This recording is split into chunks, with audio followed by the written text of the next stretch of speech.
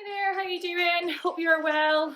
My name is Sarah, Health Promotion Manager at Oriam. Just doing another little video today just to give you a little bit of an extra something to add to your workout.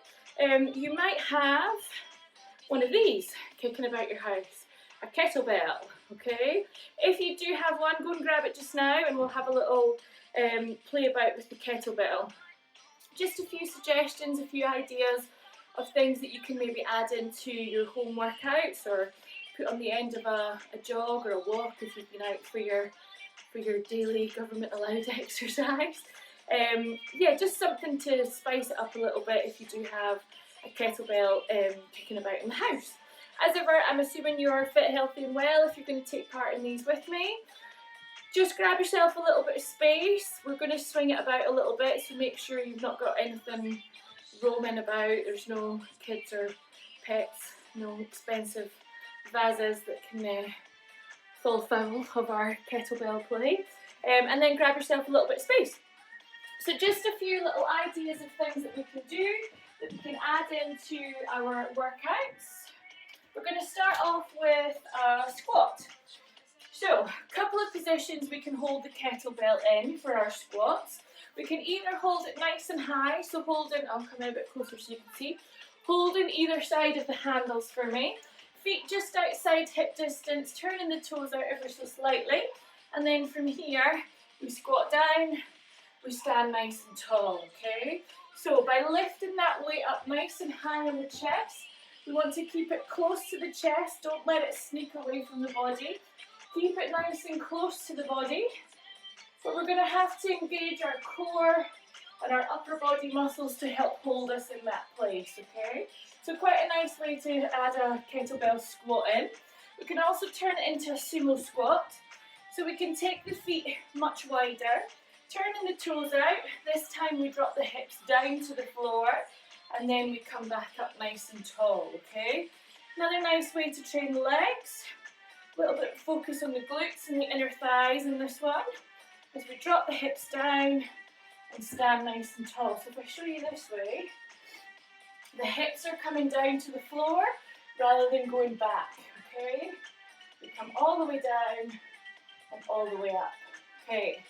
So next up, my most favourite kettlebell exercise is swing. It's going to take off the vast majority of the muscles in the body and it gets the heart rate pumping, okay? Gets that heart rate up. So, feet just outside hip distance, turning the toes out ever so slightly, coming into a little bit of a hip hinge, so thinking about that kind of deadlift move. Upper back stays nice and straight, but we hinge and then we fire the hips through. Okay, so we fire the hips and that is what swings the kettlebell out in front, okay? So we want to keep it nice and controlled. So if we take the kettlebell away, it's a hinge and then a fire through. So it's a real big movement through the posterior chain, through the back of the body and the glutes. So we hinge, then we fire through. So forget about the weight, the movement or the momentum of the hips is going to push that kettlebell forwards, okay? So I'll show you again. Bit of a tricky one to master this. So you might want to rewind the video just a little bit. Making sure your weight stays on your heels and then we fire through. So you should be able to work with quite a heavy weight with the swings, okay? Real nice one to get the heart rate up a little bit as well. What else did I want to show you? Overhead press.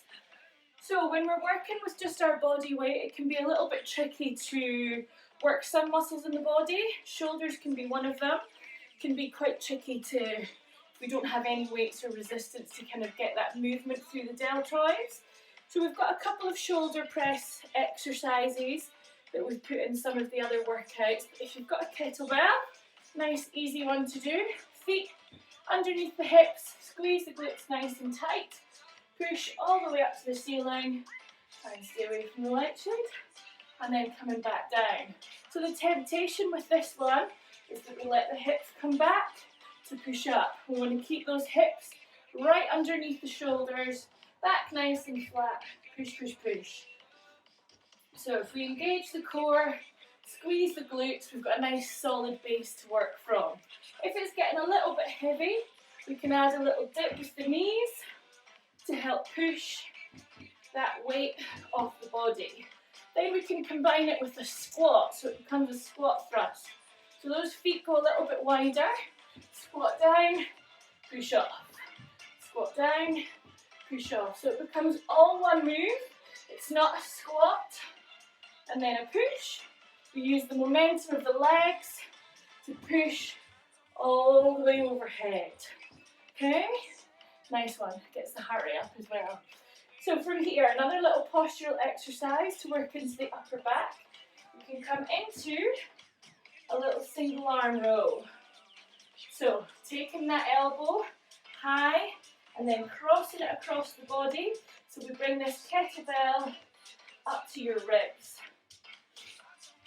Okay. Positions. I like to bring my elbow onto my thigh so I feel nice and stable. Helps me to work against gravity a little bit. Some people like to have the hands on the thigh. Whatever position feels right for you, as long as we're tipping forwards, we've got that nice straight line, crown of the head, down to the tailbone, and then from there we work. That movement is bringing the shoulder blade across towards the spine, okay? Then repeating it on the other side. Another nice one that I like to add in is a little sit-up or a crunch with the kettlebell. So, probably quite an advanced exercise, guys. Feet flat onto the floor. Extend the arms up for me. From here, so I like to hold the bottom and then the kind of top of the kettlebell in this position.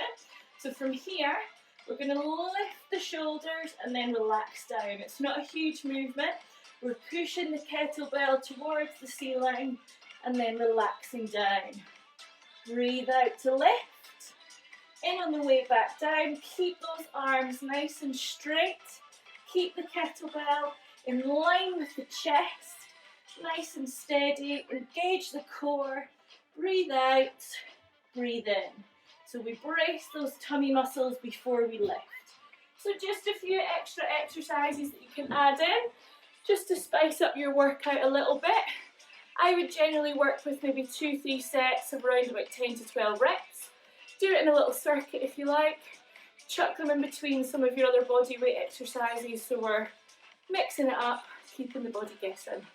Nice work, guys. Take care. Have a good day.